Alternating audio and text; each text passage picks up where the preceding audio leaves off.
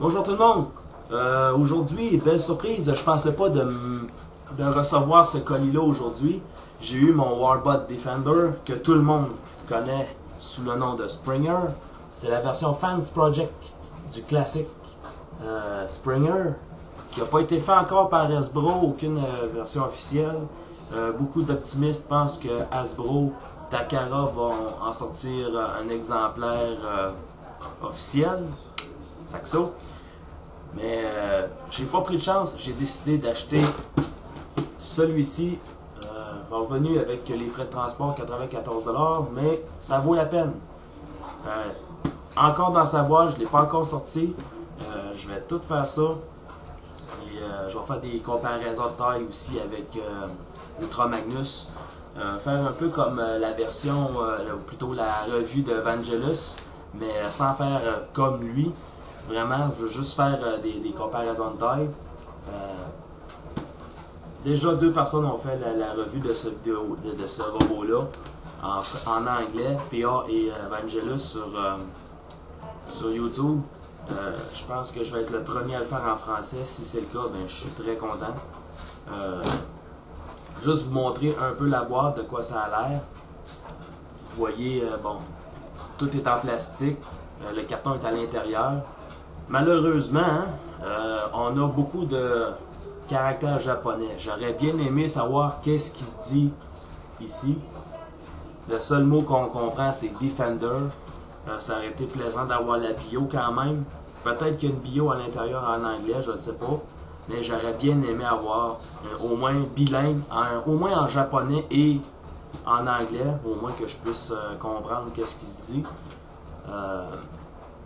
On a un copyright. Ici, c'est écrit Product Copyright Fans Project Limited 2010. Ici, on a Warbot 001 Defender.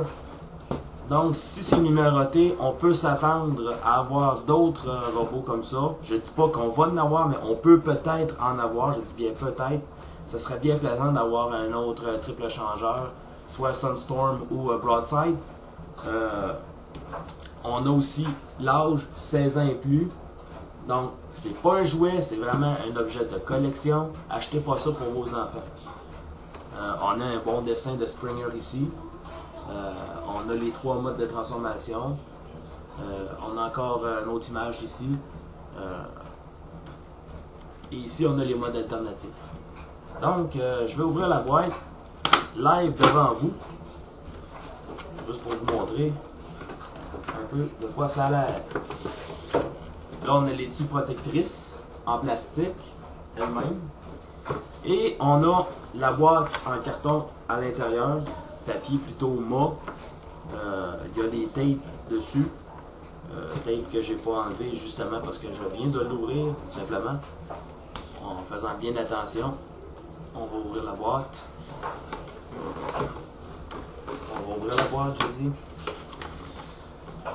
Et on a encore un petit peu de carton ici. Et vous voyez, on a plusieurs morceaux d'emballage.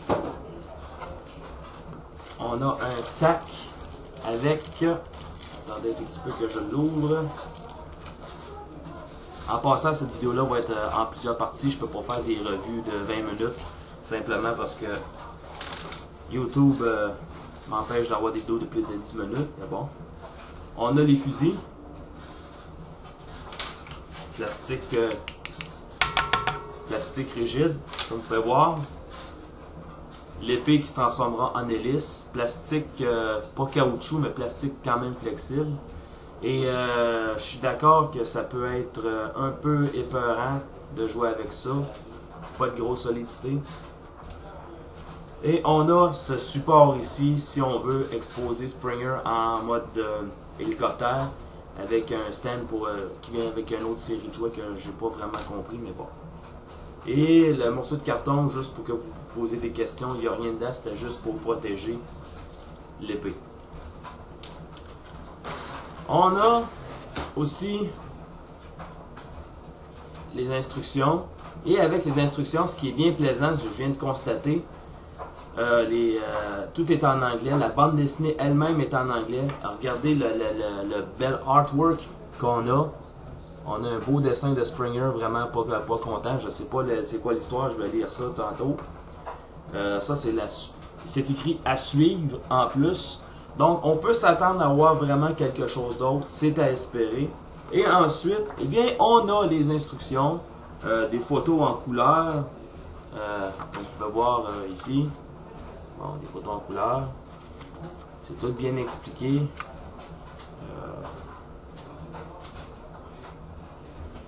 On va mettre ça de côté pour tout de suite. Et on va s'attarder ensuite. On va s'attaquer au robot lui-même. Le robot, si vous voulez, vous pouvez l'exposer comme ça. Si vous le voulez, vous ne voulez pas qu'il y ait de poussière dessus. Faire un peu comme Han Solo dans Star Wars. Mais moi, c'est pas mon genre. Je paye à peu près 100$ pour un robot. Et bien, je vais m'amuser avec un peu. Les deux parties plastiques sont retenues ensemble par, on a entendu les clips ici, mais aussi par des rubans de papier collant. Des quatre côtés.